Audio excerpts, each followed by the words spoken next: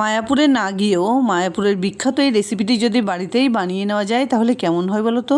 নমস্কার বন্ধুরা, আজ আমি তোমাদের সঙ্গে শেয়ার করছি মায়াপুরের বিখ্যাত নিরামিষ বিরিয়ানি রেসিপি। এই রান্নাটা যেমন ঝটপট করে নেওয়া যাবে তেমনি খেতেও কিন্তু দারুণ স্বাদের, আর একবার বানালে বারবার বানাতে ইচ্ছে করবে।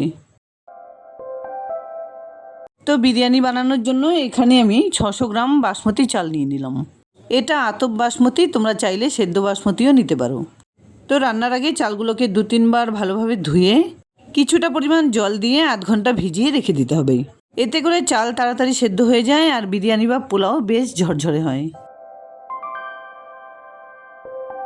অন্যদিকে একটা বড় বাটিতে এই বাটির 1 বাটি বড় সাইজের সয়াবিন গরম জলে ভিজিয়ে রেখে দিলাম 10 মিনিটের জন্য।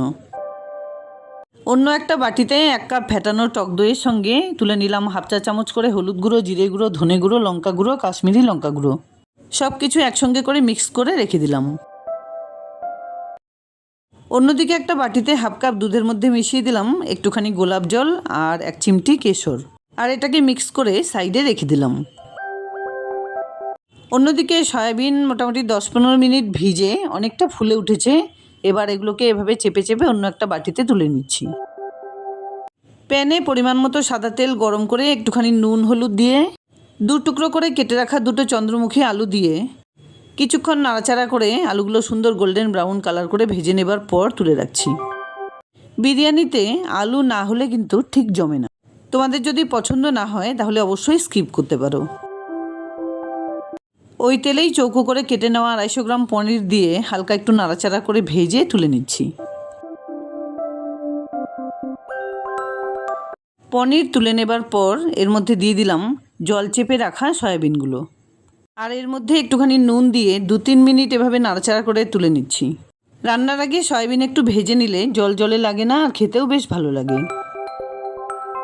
আরও কিছুটা পরিমাণ তেল দিয়ে ফোড়নে দিয়ে দিলাম 2টো তেজপাতা, কিছু গোটা গরম মশলা। এর মধ্যেই 1 টেবিল চামচ আদা বাটা, 1/2 কাপ টমেটো পেস্ট দিয়ে এভাবে একটু নাড়াচাড়া করে কষিয়ে নিয়ে মিশিয়ে দিলাম মশলা মাখানো টক দই। মশলা রান্নাতে ডাইরেক্ট মিশিয়ে না দিয়ে এভাবে দই বা জলের সঙ্গে মিশিয়ে দিলে পুড়ে যাওয়ার কোনো সম্ভাবনা থাকে না। এর মধ্যেই ভেজে রাখা আলু আর পরিমাণ মতো নুন দিয়ে একটু নাড়াচাড়া করে কষিয়ে নিয়ে দিয়ে দিলাম 1 টেবিল চামচ বিরিয়ানি মশলা পাউডার। সব কিছু একসঙ্গে করে এভাবে একটু নাড়াচাড়া করে এর মধ্যে দিয়ে দিলাম একটুখানি জল, যাতে খুব সুন্দর একটা গ্রেভি তৈরি হয়। এবারে এই প্যানটাকে পাশের ওভেনে বসিয়ে দিয়ে চাল সেদ্ধ করে নেবার জন্য জল সহ একটা গামলা বসিয়ে দিলাম। আর জলের মধ্যে দিয়ে দিচ্ছি 1টা স্টার এনিস, কিছু লবঙ্গ, 2টো এলাচ, 1 টুকরো দারচিনি, 2টো তেজপাতা, একটুখানি তেল। ঢেকে কিছুক্ষণ জলটাকে ফুটতে দিয়ে সমস্ত চালটা এর মধ্যে দিয়ে দিলাম। সমানভাবে চারদিকে এভাবে একটু নাড়াচাড়া করে নিতে হবে। আর পাশের ওভেনে আলু সয়াবিনটাকে একটু নাড়াচাড়া করে চেক করে নিতে হবে আলুটা কতটা পরিমাণ সেদ্ধ হলো। আলু কিন্তু 60% সেদ্ধ হয়ে গেছে। এবার এটা গ্যাস অফ করে রেখে দিচ্ছি। 4-5 মিনিট রান্না করে নেবার পর চালটা যখন এরকম একটু ভেঙে আসবে তখন এটাকে একটা ঝুড়িতে এভাবে নামিয়ে নিতে হবে।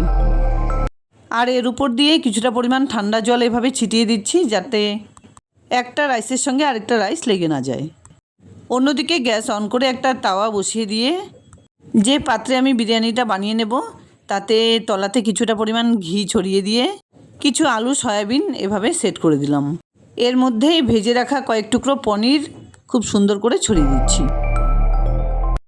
তার ঠিক উপর দিয়ে অর্ধেকটা পরিমাণ রাইস সাজিয়ে দিলাম। আমি কিন্তু নিত্যকার রান্নাতে খুব একটা ঘি ব্যবহার করি না, তোমরা চাইলে আরও কিছুটা পরিমাণ ঘিয়ের ব্যবহার করতে পারো। রাইসের উপর দিয়ে বাকি সয়াবিন আলুটা এভাবে ঢেলে দিয়ে চারদিকে ছড়িয়ে আরও কয়েক টুকরো পনির এভাবে সাজিয়ে দিলাম।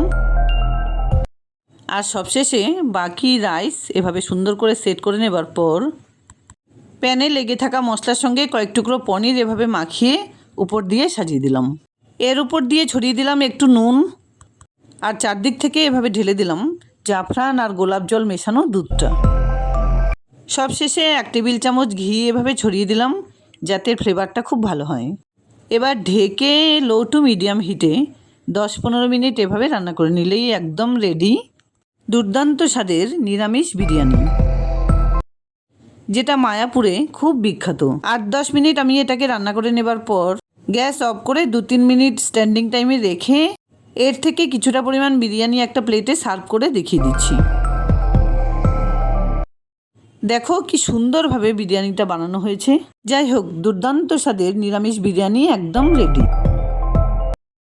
রান্নার প্রসেসটা ভালো লাগলে লাইক, শেয়ার, কমেন্টস করতে ভুলবে না প্লিজ। আর এরকম নিত্য নতুন রেসিপির আপডেট পাওয়ার জন্য প্লিজ চ্যানেলটাকে সাবস্ক্রাইব করে পাশে থাকা বেল আইকনটা অলে করে দিও। দেখা হচ্ছে নতুন কোনো রেসিপি নিয়ে। ভালো থেকো, ধন্যবাদ।